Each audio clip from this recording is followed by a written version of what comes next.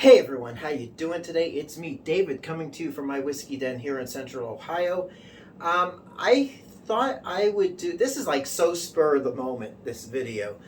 Uh, I was dwelling on the fact that Buffalo Trace, okay, it's this highfalutin, well, okay, let's just say, here it's in very short supply. It's highly allocated.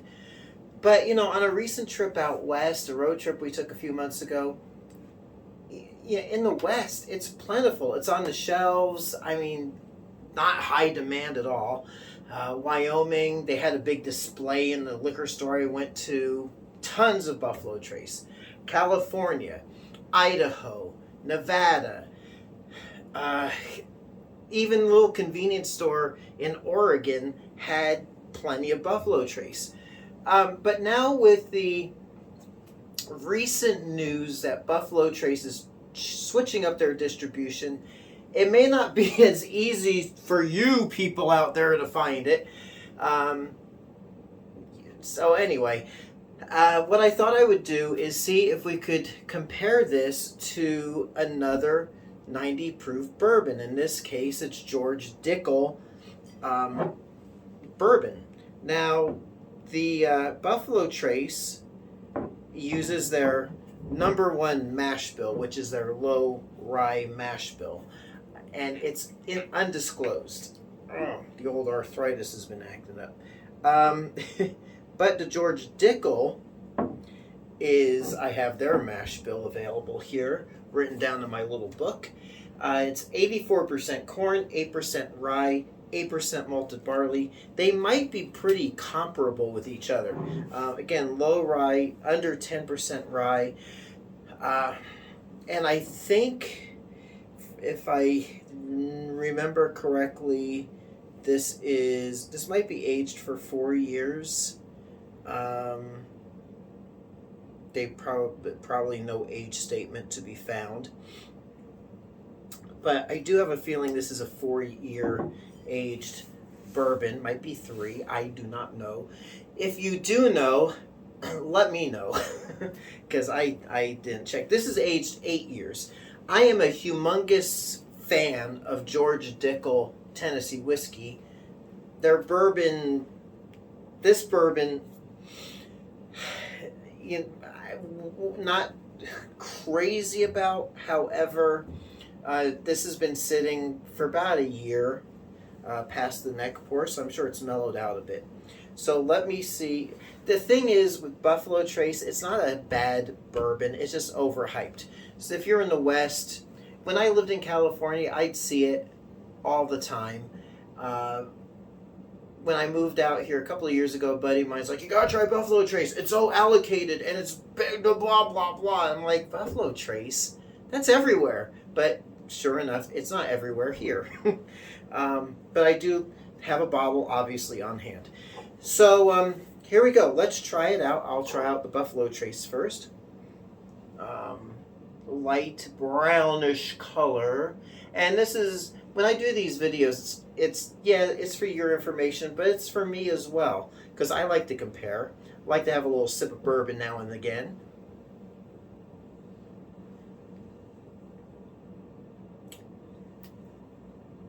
Buffalo Trace is a decent bourbon. It's smooth. This bottle, very smooth up front. Got a bit of that burn on the back.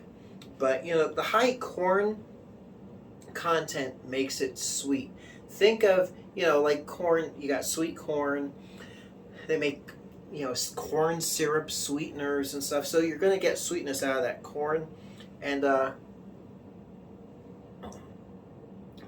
then the other small percentages of the rye and the barley balance it out. But it is more enjoyable. Once I take the hype out of the equation, I gotta judge it on its own. It is a decent bourbon. Is it worth chasing after? Nah, there's plenty of other comparable, even better bourbons out there for the price and the availability. Let's see how it stacks up against George Dickel bourbon, aged 8 years from Tennessee. Oh, Let's see what we got. Yeah, similar light brown color. Nice fingers on the glass. Why'd I say that in a Liverpudlian accent? I don't know. I've been listening to the Beatles all day, gearing up for a couple of Beatle videos on my Jersey Boy music channel. Gear and fab and all that sort of nonsense. Peace and love.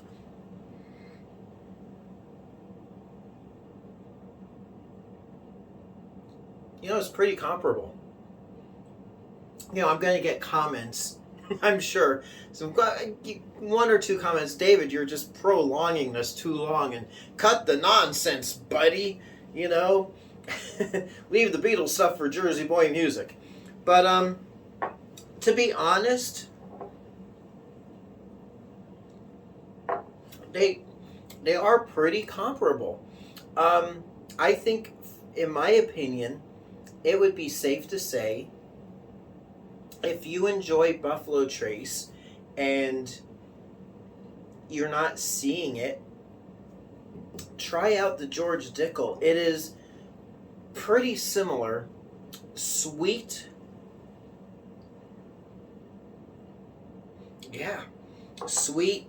The small percentages of malt and barley really balance it. Malted barley and rye balance it out. It's got the 8-year age statement. I will say, in all fairness, once you get past that neck pour,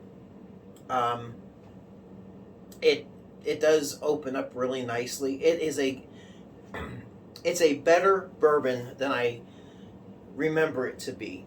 But then again, once it gets some air to it, it does open and mellow. So again, if you are having problems finding Buffalo Trace for about the same price point, I think this is like between 25 and 30 bucks. This is about 30 bucks. But you are getting something that's got a bit more age on it. And I will say this as well. If you are not a fan of George Dickel Tennessee whiskey, which I am, I love this stuff, especially the tan label. It's silky smooth. It's a beautiful pour, and like 22 bucks, man. And it blows Jack Daniels out of the water. And if you want something a little lower proof and a little more harsh, not that it's harsh, but a little less sophisticated, get the 80 proof black label George Dickel Tennessee whiskey. But anywho, getting off topic. This is very different, even though it's the same mash bill and everything. It does not go through that charcoal filtration for Tennessee whiskey. So you're getting a little bit more like raw and unfiltered version. And it's bourbon, and it's good. And it is, in my opinion, comparable to Buffalo Trace. So again, if you do not see Buffalo Trace, grab yourself a bottle of George Dickel bourbon, and I think you will be happy. And if not, sorry, I ain't giving you your money back. And the bottle's cool too. I like the label and everything. So there you go. That's the bourbon battle. I think it's pretty much a draw, and I would favor the George Dickel over the Buffalo Trace just because of the availability of it and the age. So there you are. So until next time, it's me, David, coming to you from my whiskey den here in Central Ohio. I hope your next pour is your best pour. We will catch you soon. Thank you so much for watching. Hey everyone, if you like what you see, please like and subscribe so you can be notified of future videos as they drop. Thanks for watching.